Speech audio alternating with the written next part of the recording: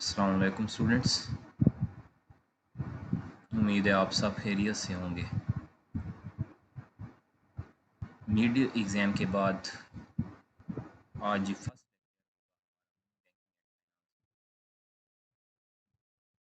आज के लेक्चर में हम दो टॉपिक डिस्कस करेंगे। फर्स्ट टॉपिक होगा हमारा टाइप्स ऑफ बैंक अकाउंट्स और सेकंड टॉपिक होगा रीजंस फॉर डिसऑनरिंग चेक्स।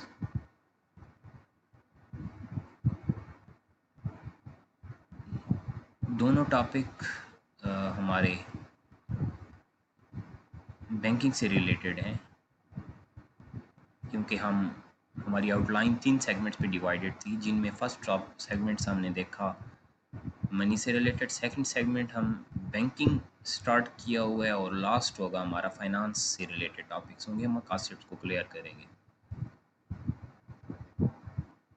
अगर कोई भी बिजनेसमैन, कोई भी नेशनल, कोई भी पर्सन बैंकिंग सर्विसेज को से फैसिलिटेट होना चाहता है या बैंकिंग सर्विसेज में इन्वॉल्व होना चाहता है, तो वो फिर ज़रूर कोई एक बैंक अकाउंट उसे चूज़ करना पड़ता है, यानी कोई एक टाइप ऑफ बैंक अकाउंट उसे चूज़ करना पड़ता है। यानी या तो करंट अकाउंट ओपन करना होगा, या फिर सेविंग अकाउंट ओपन करना होगा, या फिक्स टर्म डिपॉजिट की तरफ किसी पर्सन को जाना होगा, या फिर आप देखते हो कि फॉरेन करेंसी अकाउंट्स। ये कुछ मेजर टाइप हैं अकाउंट्स के, बैंक अकाउंट्स के। यानी कोई भी ऐसा समराइज रिकॉर्ड अगर बैंक के पास हो आपका, या आपका कोई भी ऐसा समराइज वॉलेट हो किसी भी बैंक में, जहां आप अपने अमाउंट्स को सिक्योर कर सकें, डिपॉज़िट कर सकें या विड्रॉ करवा सकें, या आप अपने अमाउंट्स को डिपॉज़िट करवाएं और उस पे कोई ना कोई आपको बेनिफिट, कोई इंटरेस्ट अगर मिल सके, यानी इन्वेस्टमेंट पॉइंट ऑफ व्यू से, या आप किसी भी बैंकिंग सेक्टर में बैंकिंग सेक्टर की सर्विस यूज़ करें और वहाँ आपको आपके अमाउंट्स की सेफ्टी भी प्रोवाइड की जाए, सिक्योरिटी भी प्रोवाइड की जाए, बैंकिंग सर्विसेज को भी आप यूज़ कर सकें और अपने अमाउंट्स को की इक्विटी से भी आप फैसिलिटेट हो पाएँ। तो अगर हम type of account first topic पे बात कर लें, जिनमें हमारा फर्स्ट अकाउंट हम देखेंगे वो है करंट अकाउंट। करंट अकाउंट आप फेमिलियर होंगे इस कॉन्सेप्ट से कि जब कोई भी पर्सन ये चाहता है कि उसके डिपॉजिट्स, उसके अमाउंट्स, उसके फाइनेंशियल एसेट्स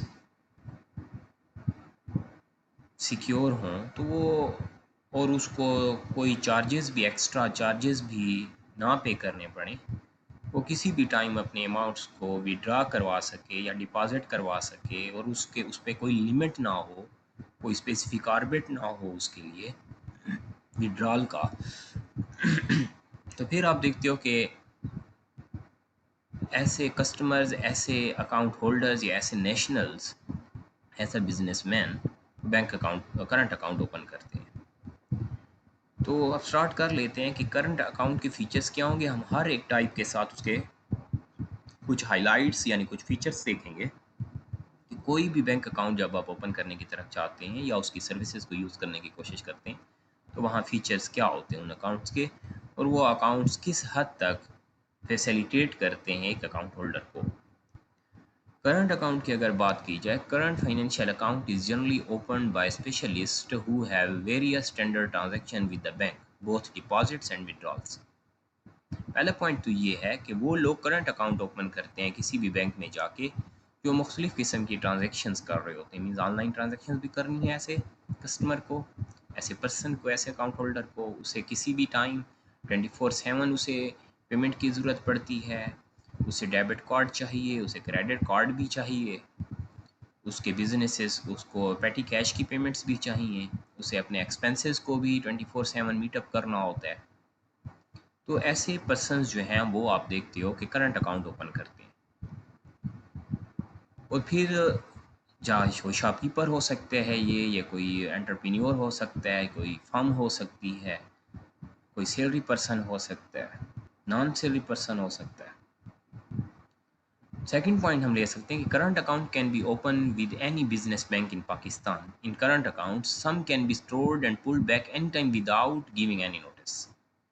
यहाँ आपको बैंक अकाउंट में, किसी भी बैंक में जो बैंक करंट अकाउंट की फैसिलिटी प्रोवाइड करे, और हर बैंक प्रोवाइड कर रहा होता है, तो वहाँ आप करंट अकाउंट ओपन करवा सकते हैं और यहाँ आपको बैंक को प्रायर नोटिस नहीं देना होता कोई। यानी आप एक चेक के ज़रिए विड्रॉ करवा सकते हैं, एक किसी भी टाइम जाके आप डिपॉजिट करवा सकते हैं, किसी भी टाइम आप अपनी बैंक स्टेटमेंट को चेक कर सकते हैं, किसी भी टाइम आप बैंक रिकॉर्ड को चेक कर सकते हैं। और यहाँ ना तो किसी लॉस का आपको रिस्क होता है, ख़तरा है, और ना ही आप यहाँ प्रॉफिट ले रहे होते हैं। तो ये आपको करंट अकाउंट के हम कुछ स्ट्रक्चर देख रहे हैं। It is likewise reasonable for making installments to loan losses by utilizing checks. Checks received from client can be kept in this record for gathering. और यहाँ कोई भी इंस्टॉलमेंट पे करनी है, कोई भी बिजनेस, किसी और बिजनेस के साथ आपको डील करना है, तो आप अपने बैंक अकाउंट के ज़रिए किसी भी टाइम ये फैसिलिटी यूज़ कर सकते हैं करंट अकाउंट की। यानी करंट अकाउंट एक पर्सन ओपन करता है तो वो अपने करंट अकाउंट को यूज़ करते हुए अपने बिजनेस ट्रांजैक्शंस कर सकते हैं, अपने इंस्टॉलमेंट पे कर सकते हैं, लॉसेस पे कर सकते हैं, लोन इंस्टॉलमेंट्स पे कर सकता है, लॉसेस को मीटअप कर सकता है, और तमाम रिकॉर्ड को भी आप बैंक स्टेटमेंट के ज़रिए एनालाइज कर सकते हैं। तो ये हमारे पास फर्स्ट टाइप था करंट अकाउंट का, जो मेजॉरिटी ऑफ पर्सनस आप देखते हो कि ओपन करते हैं। Majority of account holders current account holders होते हैं, क्योंकि करंट अकाउंट होल्डर में ना तो कोई आप इंटरेस्ट रिसीव कर रहे हैं, ना कोई चार्जेस, ना कोई सर्विस एक्स्ट्रा चार्जेस आप से बैंक ले रहे हैं या बैंक को आप पे कर रहे हैं। तो ये हुआ करंट अकाउंट।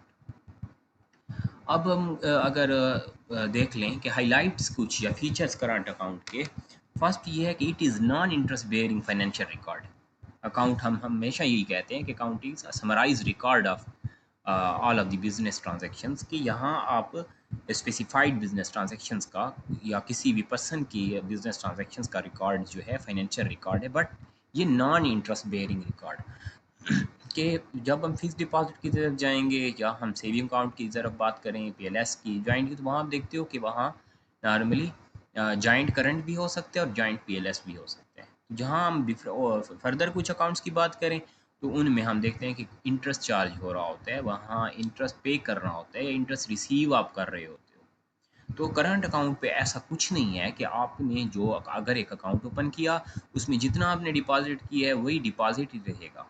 आप उसी डेबिट आप कह सकते हैं कि लिमिट तक अपने अकाउंट से विड्रॉ करवा सकते हैं। यानी अकाउंट जो है वो डेबिट होगा सिर्फ उतनी लिमिट का जितना आपका डिपॉजिट है, इस पे फर्दर आपको कुछ एक्स्ट्रा बैंक की तरफ से नहीं दिया जाएगा। इसी तरह के it has least record opening perquisites fluctuates from bank to bank. दूसरा ये है कि इसकी करंट अकाउंट की आपके पास जो रिक्विजिट्स हैं या इसकी रिक्वायरमेंट्स हैं वो इतनी ह्यूज नहीं है, इतनी ज़्यादा नहीं है, लिमिटेड है, लीस्ट है, बहुत कम रिक्वायरमेंट्स पे। एक पर्सन का CNIC होना चाहिए या उसका कोई नेशनल रिकॉर्ड होना चाहिए उसके पास, या जो बैंक की रिक्वायरमेंट्स हैं वो रिक्वायरमेंट्स हों तो वो पर्सन अपना अकाउंट ओपन करवा सकता है।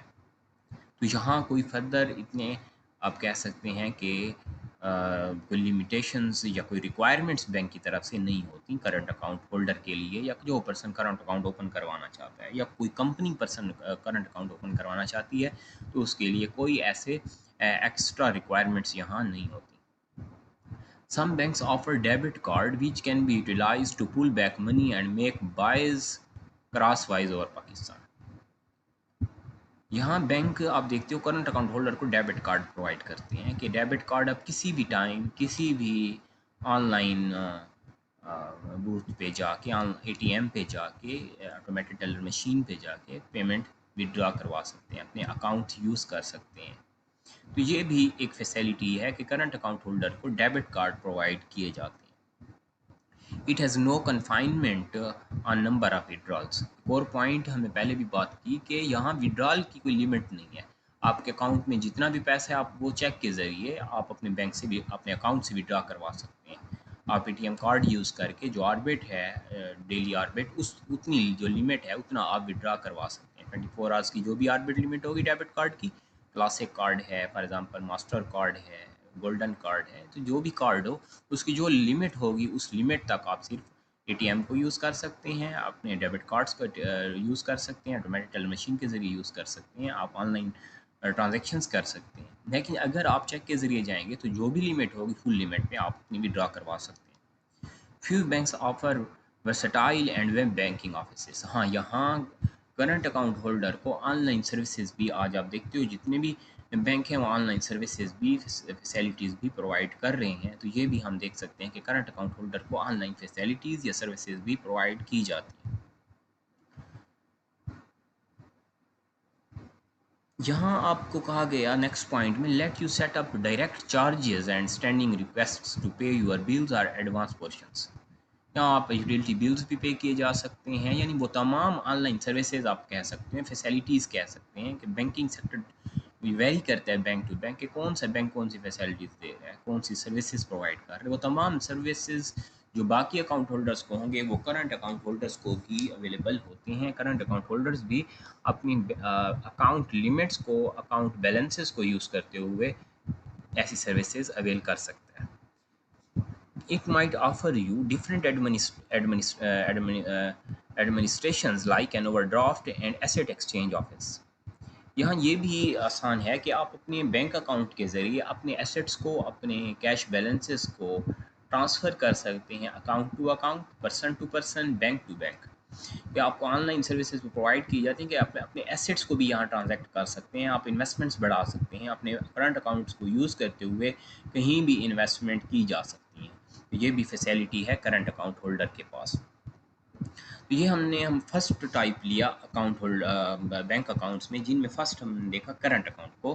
करंट अकाउंट ऐसा अकाउंट जिसमें कोई भी आप पे कोई एक्सेप्शनल रिक्वायरमेंट्स नहीं होती, एक्स्ट्रा चार्जेस नहीं होते, सर्विसेज वो तमाम फैसिलिटीज़ यहाँ अवेलेबल होती हैं, आप अवेल कर सकते हैं जो फैसिलिटीज़ किसी और अकाउंट होल्डर को कोई और बैंक प्रोवाइड कर रहा है। तो करंट अकाउंट होल्डर वो तो अपने अकाउंट में जो भी बैंक बैलेंस, जो डिपॉजिट लिमिट होगी उनको डेबिट करवा सकते हैं, उसको विड्रॉ करवा सकते हैं, यूज़ कर सकते हैं। ऑनलाइन ट्रांजेक्शन्स की जा सकती हैं, ऑनलाइन सर्विसेज यहाँ ली जा सकती हैं। यहाँ बैंक पेमेंट्स के, बैंक अमाउंट्स के ज़रिए आप अपनी बिल्स पे कर सकते हैं, इन्वेस्टमेंट कर सकते हैं।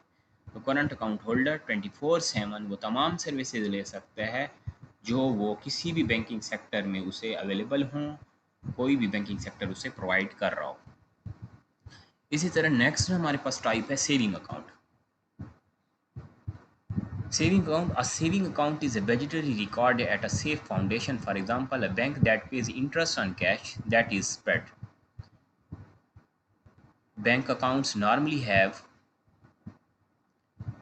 loan costs that are lower than rates offered by the fixed term sports.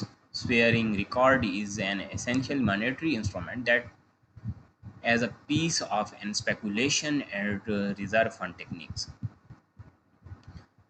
Saving account normally वो लोग ओपन करते हैं जो बहुत कम, आप कह सकते हैं कि वैल्यू पे डिपॉजिट्स पे इंटरेस्ट लेना चाहते हैं, जो मंथली डिपॉजिट्स पे इंटरेस्ट लेना चाहते हैं, जो माइनर डिपॉजिट्स पे इंटरेस्ट जिन्हें चाहिए, लोअर लिमिट डिपॉजिट की लोअर लिमिट पे जिन्हें इंटरेस्ट चाहिए, प्रॉफिट चाहिए, तो ऐसे आप देखते हो कि पर्सनस सेविंग अकाउंट की तरफ जाते हैं। या आप पार्टनरशिप में देखते हैं, फर्म में देखते हैं, पार्टनरशिप बिजनेसेस में देखते हैं, वहाँ भी saving account PLS accounts open किए जाते हैं।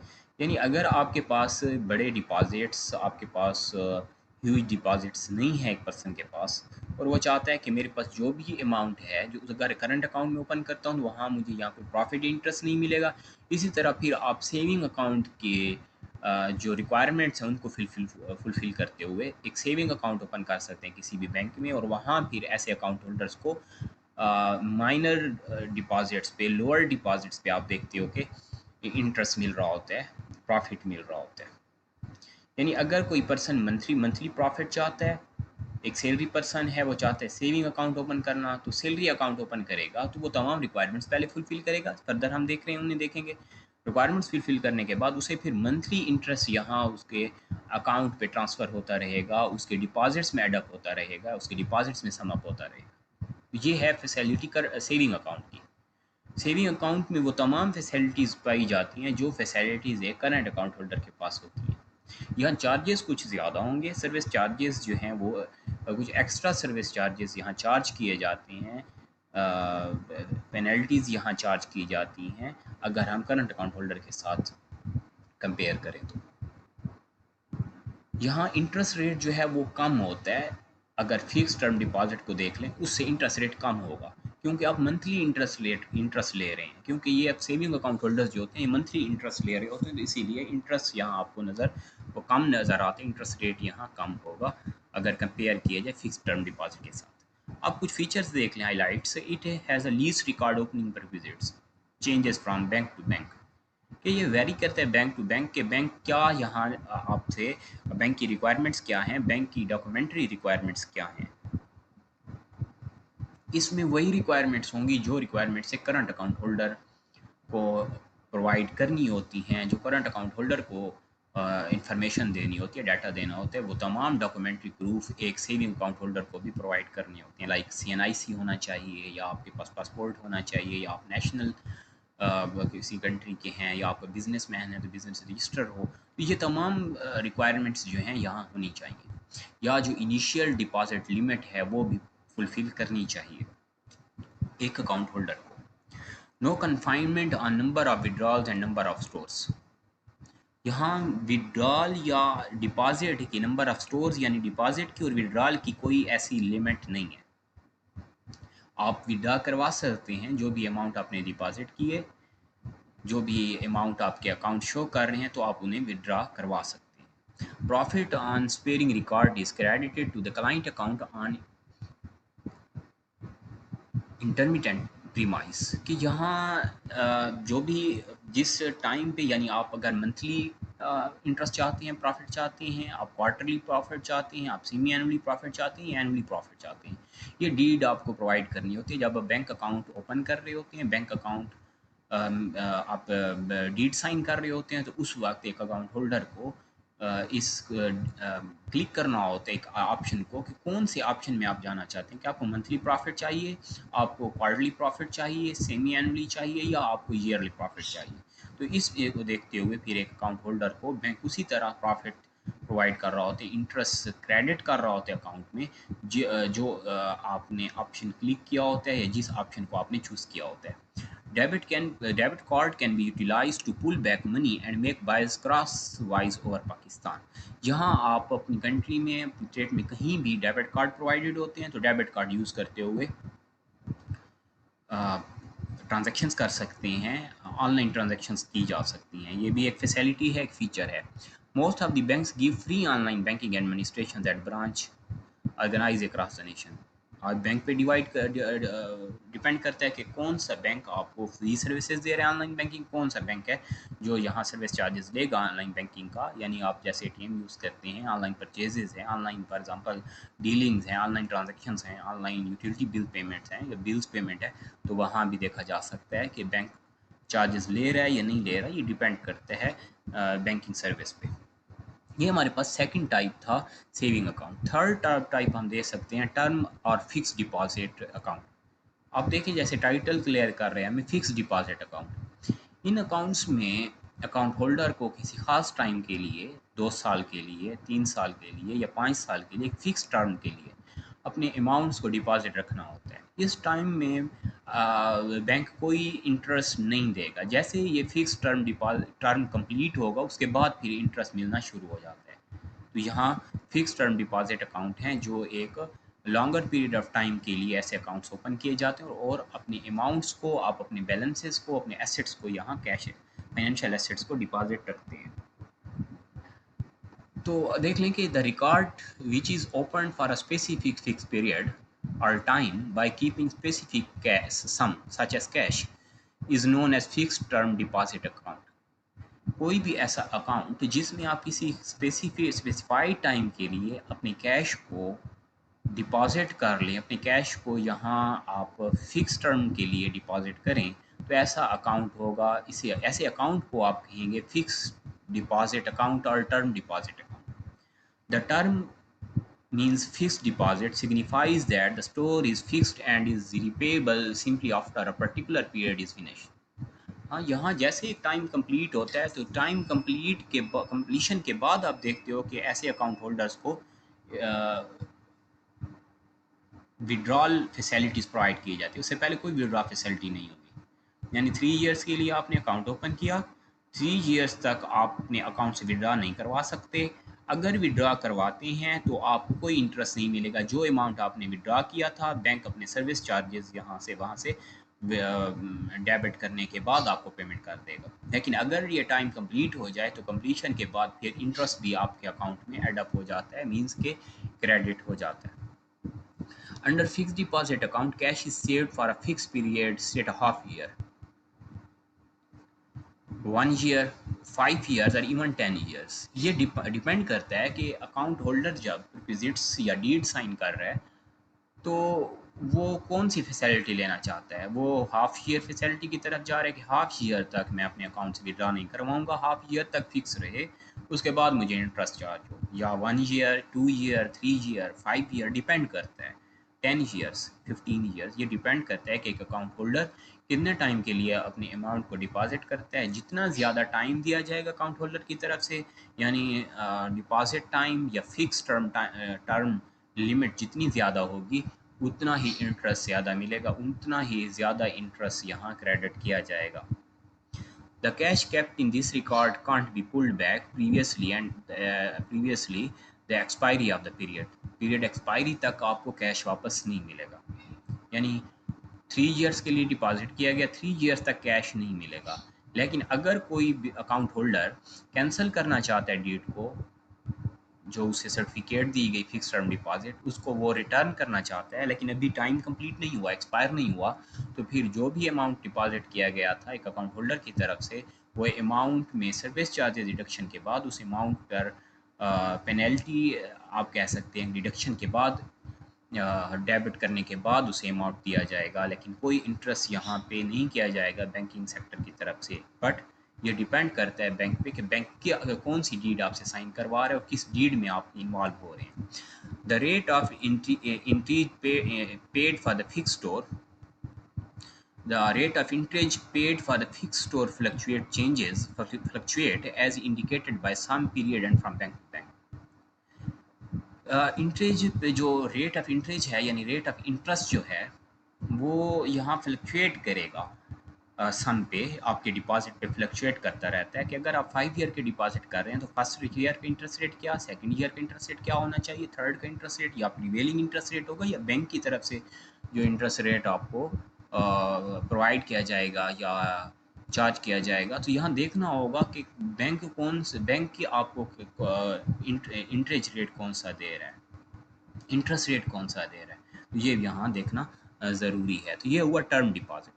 टर्म डिपॉजिट के हाइलाइट्स कुछ हम देख लेते हैं यहाँ, समराइज कर लेते हैं। The principal reason for fix store account is empower the people to gain a higher interest rate on their surplus assets additional cash. यहाँ ये है कि आपका इंटरेस्ट क्योंकि एडअप होता रहता है और इस इंटरेस्ट पे फर्दर आप देखते हो कि इंटरेस्ट चार्ज होता है, इंटरेस्ट ऑन इंटरेस्ट चार्ज हो रहा होता है year two year. First year interest, second year जाएगा तो first year deposit plus interest, second year में आपको डबल इंटरेस्ट लगता रहेगा। तो यहाँ इंटरेस्ट जो रेट बढ़ता रहता है और एक अच्छा इंटरेस्ट यहाँ एक अकाउंट होल्डर को यहाँ मिल रहा होता है। इसी तरह है कि the sum can be kept just once for further side deposit, separate account should be open. अब आप एक दफ़ा अगर कुछ फिक्स डिपॉजिट अकाउंट ओपन कर रहे हैं तो एक दफ़ा वंस आप क्या करेंगे, जैसे कहा गया sum can be kept just once, कि आपने जो पहले इनिशियली जो डिपॉजिट किया उसी पे आपको उस टाइम के लिए, उस टर्म के लिए इंटरेस्ट चार्ज होगा। फर्दर आप कुछ और अगर डिपॉजिट करना चाहें इस पीरियड में तो आपको एक अलहदा अकाउंट हो, एक सेपरेट अकाउंट ओपन करना होगा।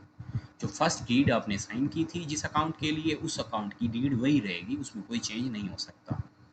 The time of fix deposit account extended between 15 days to 10 years।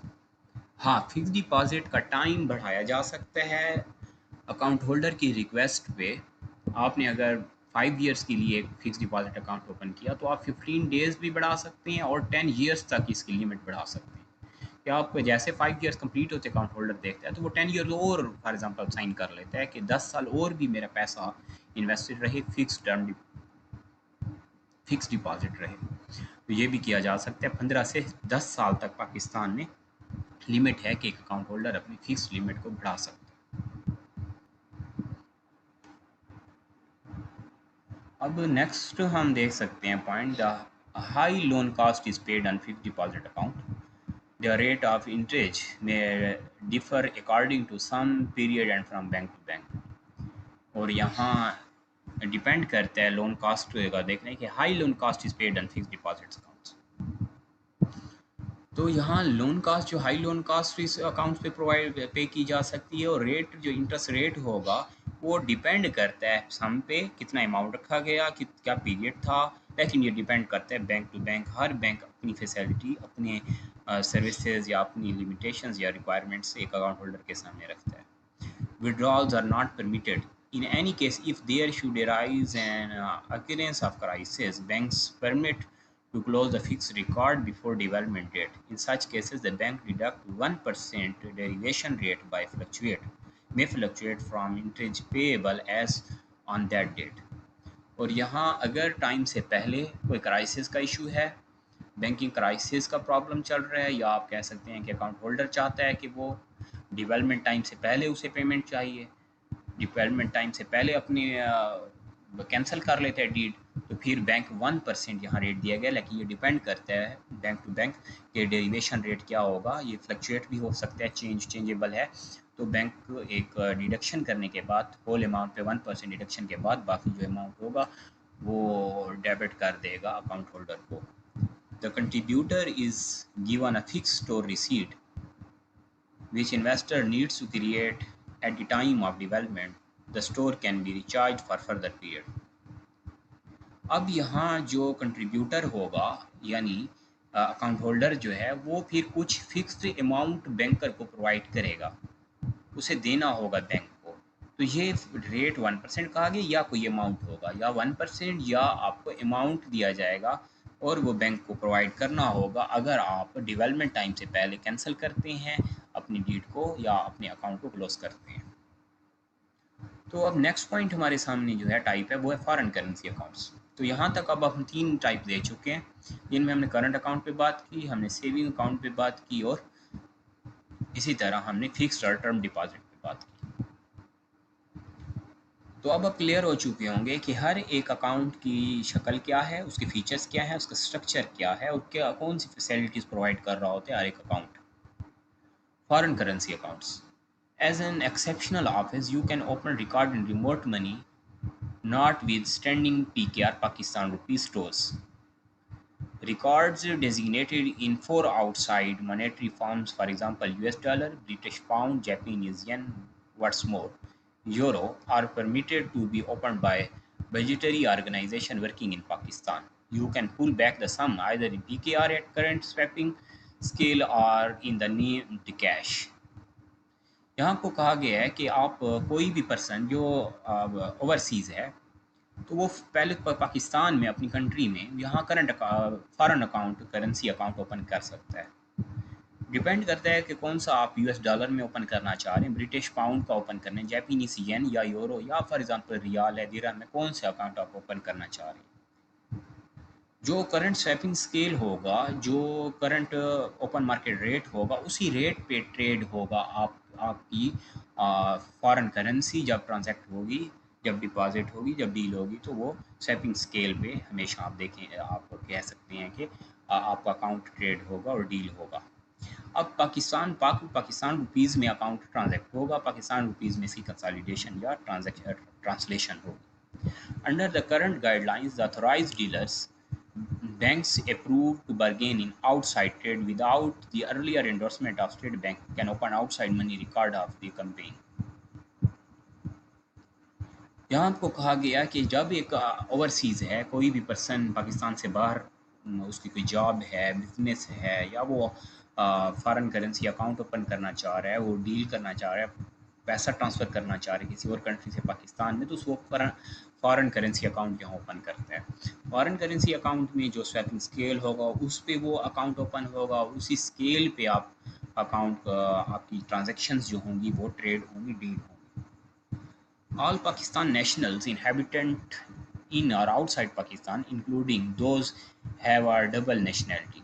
एक ये कौन सा पर्सन ओपन कर सकते हैं जिनकी डुअल नेशनैलिटी है, वो यहाँ इस अकाउंट को ओपन किया जा सकते हैं। और remote nationals in case of living abroad और इन पाकिस्तान, या वो तमाम नेशनल्स जो पाकिस्तान में रिहाइश पजीर हैं, नेशनल्स हैं पाकिस्तान के, या आप कह सकते हैं कि नॉन रेजिडेंट हैं पाकिस्तान के, वो लोग ये अकाउंट ओपन कर सकते हैं।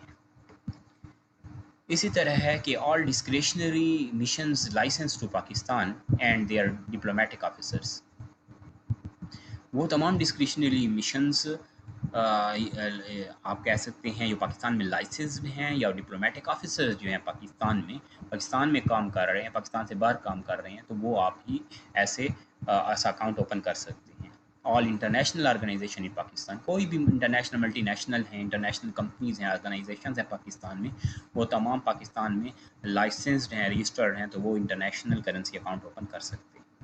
Funds and organization build up joint and working in Pakistan, including those having remote sharing holdings, aside from those unapproved under arrangements of State Bank Foreign Exchange Manual.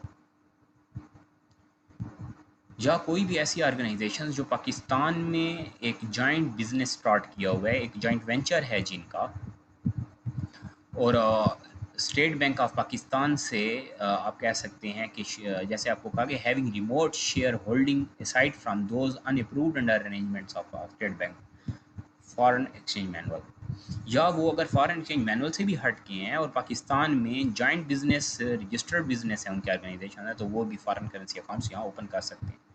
Charitable trust, foundations and so on which are exempted from pay charge, वो तमाम charitable, वो तमाम cooperative societies, वो तमाम hospitals, वो तमाम NGOs जो पाकिस्तान में ट्रस्ट हैं, जो चैरिटेबल ट्रस्ट हैं, फाउंडेशंस हैं, काम कर रहे हैं, तो वो भी online account, foreign account open कर सकते हैं।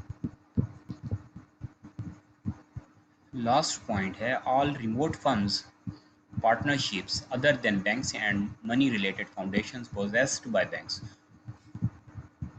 focused and working abroad give these are claimed by the people who are generally qualified to open remote cash accounts। और यहाँ ये भी कहा गया कि वो तमाम रिमोट फंड्स या पार्टनरशिप बिजनेसेस जो किसी भी कंट्री में काम कर रहे हैं और उनकी इंटरनेशनल ट्रांजैक्शंस में वो इन्वॉल्व होते हैं, इंटरनेशनल पेमेंट्स की जाती हैं उनकी तरफ से, या एक्सपोर्ट और इंपोर्ट बिजनेसेस में भी अगर इन्वॉल्व हैं, तो वो भी पाकिस्तान में या जिन्हें रिमोट कैश चाहिए, तो वो यानी ऑनलाइन कैश, जिन्हें ऑनलाइन ट्रांजैक्शंस में जो इन्वॉल्व होते हैं, रिमोट कैश मीन्स, तो वो भी ऐसे accounts, foreign currency accounts open कर सकते हैं।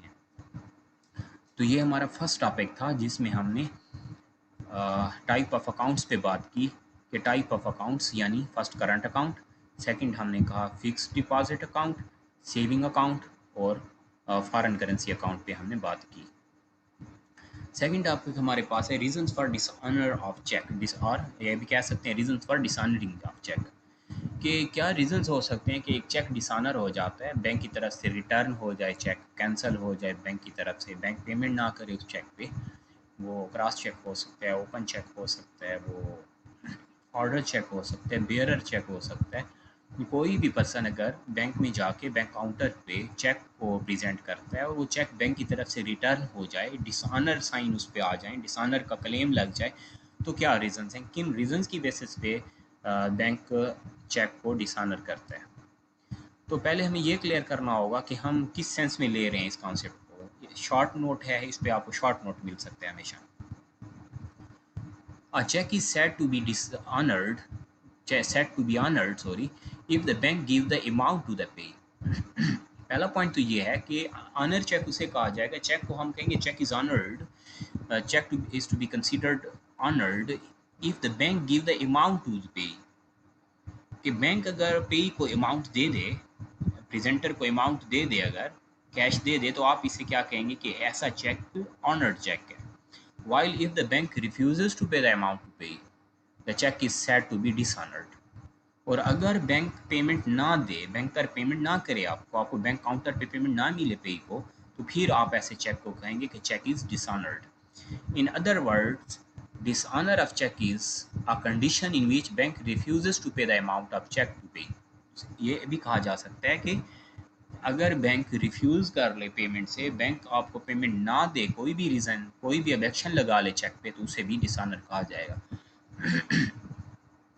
Whenever the check is dishonored, the dry means bank instantly issues a check return memo to payee banker specified the reasons for the dishonor.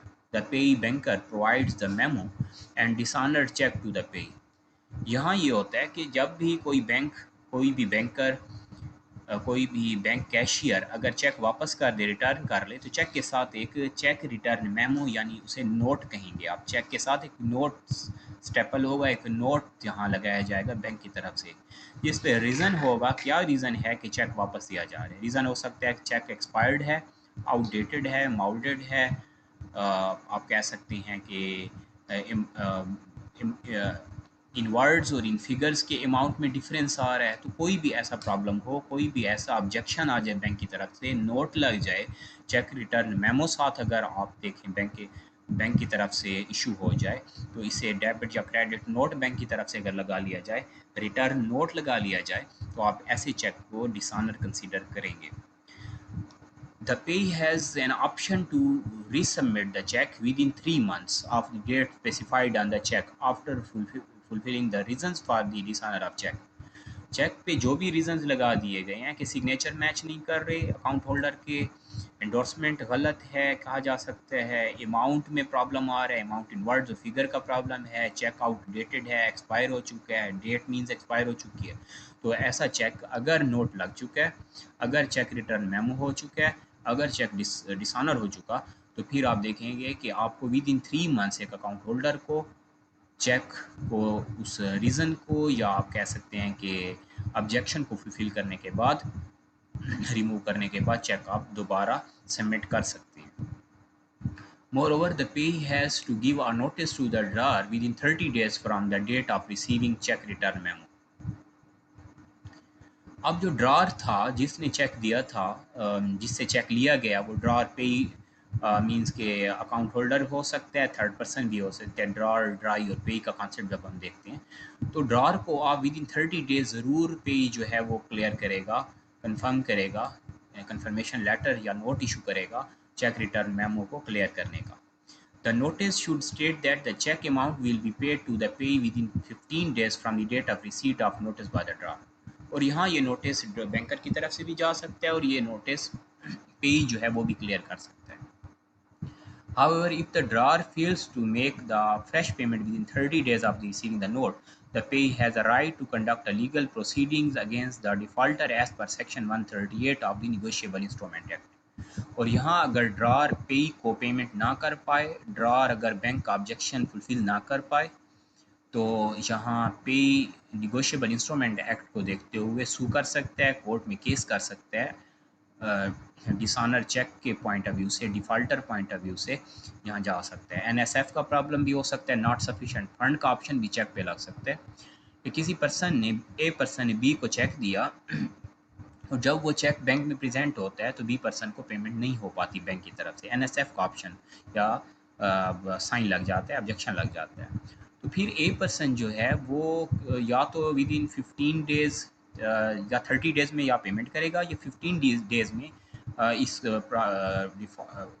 ये जो issue है, जो प्रॉब्लम है, इसको clear करने की कोशिश करेगा। अदरवाइज़ पे जो है वो निगोशिएबल इंस्ट्रूमेंट एक्ट के सेक्शन 138 को फॉलो करते हुए कोर्ट में जा सकते हैं और यहाँ क्रिमिनल कोर्ट में भी जाया जा सकता है, बैंकिंग कोर्ट में भी केस किया जा सकता है। Reasons for dishonour of cheque. अब हम देखते हैं कि क्या रीजंस हो सकते हैं चेक डिसऑनर बैंक की तरफ से अगर हो, अगर बैंक की तरफ से कोई ऑब्जेक्शन आ जाए चेक पर, तो क्या रीजंस हो सकते हैं। फर्स्ट ये हो सकता है कि if the cheque is over return, known how to write a cheque. पहला पॉइंट तो ये है कि चेक को गलत यहाँ राइट अप किया गया है, यानी जो मेकर है उसने चेक ही गलत राइट अप किया। वहाँ या तो नाम की गलती है, यानी नेम के प्रॉब्लम आ रहा है, गलती है, डेट गलत लगा दी गई है, यानी नेक्स्ट ईयर की डेट लगा दी गई है, 2020 लगानी थी या 2021 की लगा दी गई है, और वहाँ फिर चेक टाइम जो है वो 6 मंथ है। जैसे आपके पास क्रॉस है या करंट है, तो वो आप देखते हो कि ऑर्डर चेक है, ओपन चेक है, 3 मंथ्स टाइम है, तो इस टाइम से भी ज़्यादा का टाइम दे दिया जाता है। तो उसकी पेमेंट जब डेट आएगी, जब डेवलपमेंट डेट हुई, तो उस पर पेमेंट हो सकती है, पहले नहीं हो सकती।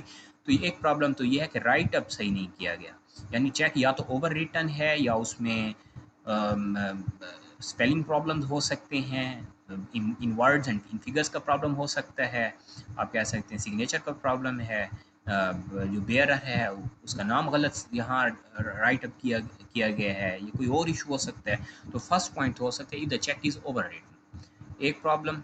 इसी तरह के if the signature is absent और the signature in the cheque doesn't match with the specific signature kept by the bank. दूसरा प्रॉब्लम ये हो सकता है कि जो सिग्नेचर बैंक ने बैंक अकाउंट होल्डर के हैं, यानी अकाउंट होल्डर ने जो सिग्नेचर बैंक में साइन अप किए गए हैं उसकी तरफ से, या जो सबमिट किए गए प्रोवाइड किए गए हैं, वो सिग्नेचर मैच नहीं कर रहे, सिग्नेचर के फ्लो में प्रॉब्लम है, सिग्नेचर का प्रॉब्लम है। सेकंड इशू ये हो सकता है, तो इस बेसिस पे भी चेक का रिटर्न हो सकता है, डिसऑनर हो सकता है cheque. If the name of the payer is absent or not clearly return. इसके बाद है कि नेम, जैसे आप देखते हो कि को किसी का नेम अगर एक लेंथी नेम है तो लोग उसे शॉर्ट कर लेते हैं। तो यहाँ नेम का प्रॉब्लम अगर आ जाए, पे का नेम एब्सेंट हो, फुल नेम ना लिखा गया हो, हाफ नेम लिखा गया हो, नेम में गलती हो, तो वहाँ भी आप देख सकते हो स्पेलिंग का प्रॉब्लम हो, तो वहाँ भी, या किसी और पर्सन का चेक नेम किसी और पर्सन का लगा दिया गया है, या अमाउंट उसी पर्सन का लगा दिया गया है जो पेई है, तो यहाँ भी प्रॉब्लम आ सकता है। तो यहाँ चेक डिसऑनर हो सकता है अगर नेम का प्रॉब्लम हो,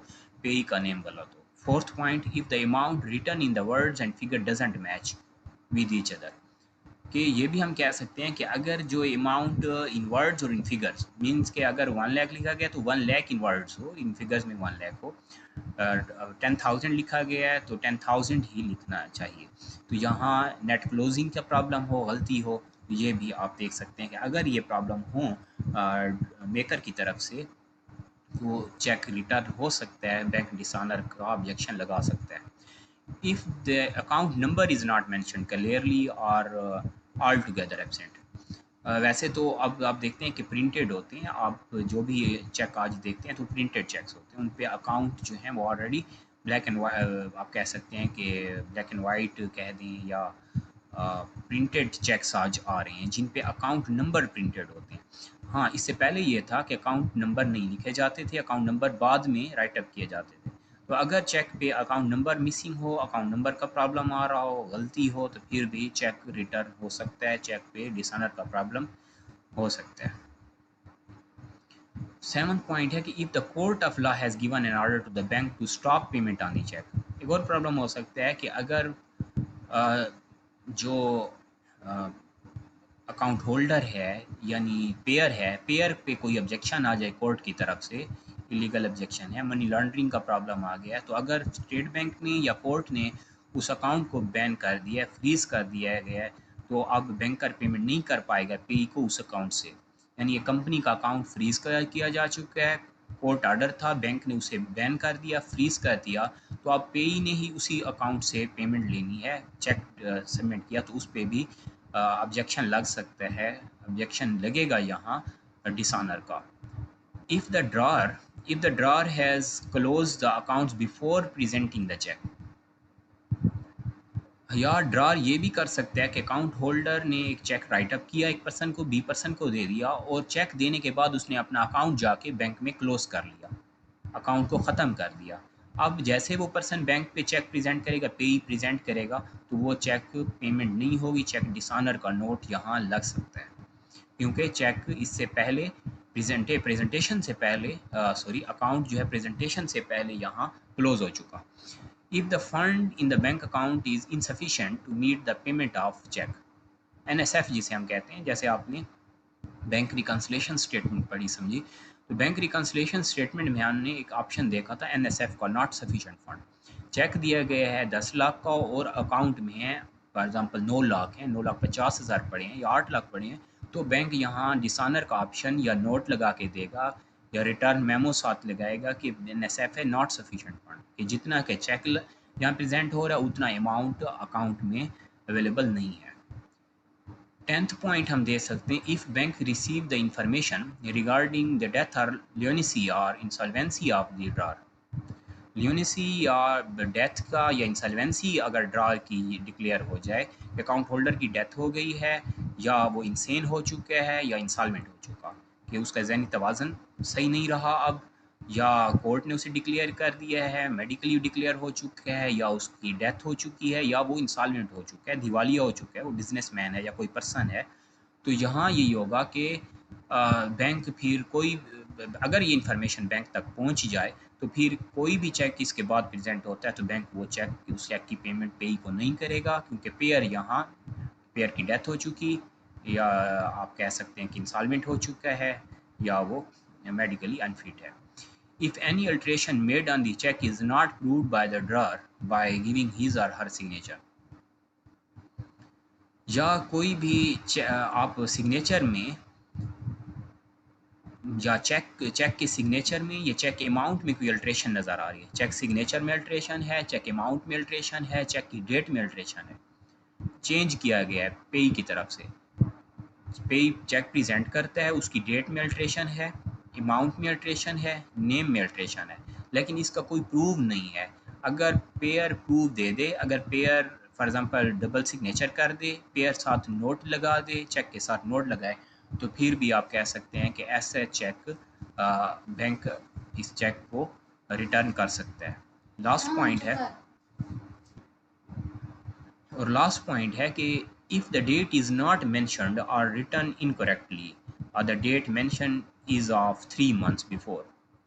पहला पॉइंट या तो ये हो सकता है कि डेट गलत लिखी गई है, या तीन, ये ओपन चेक की है कि 3 months बिफोर की डेट नज़र आ रही है, 3 months कंप्लीट हो चुके हैं करंट ओपन चेक पे, क्रॉस चेक पे 6 month है, विद इन 6 month प्रेजेंट हो गया तो ठीक, विद इन 3 months अगर ओपन चेक प्रेजेंट हो गया तो फिर तो ठीक है, अगर इनके एक्सपायरी के बाद प्रेजेंट होगा तो ऐसा चेक भी डिसऑनर कंसीडर होगा। तो आज के लेक्चर में 2 टॉपिक यहाँ डिस्कस किए हमने, तो यहाँ कोई प्रॉब्लम या इशू हो तो ज़रूर डिस्कस करना है। अल्लाह हाफ़िज़।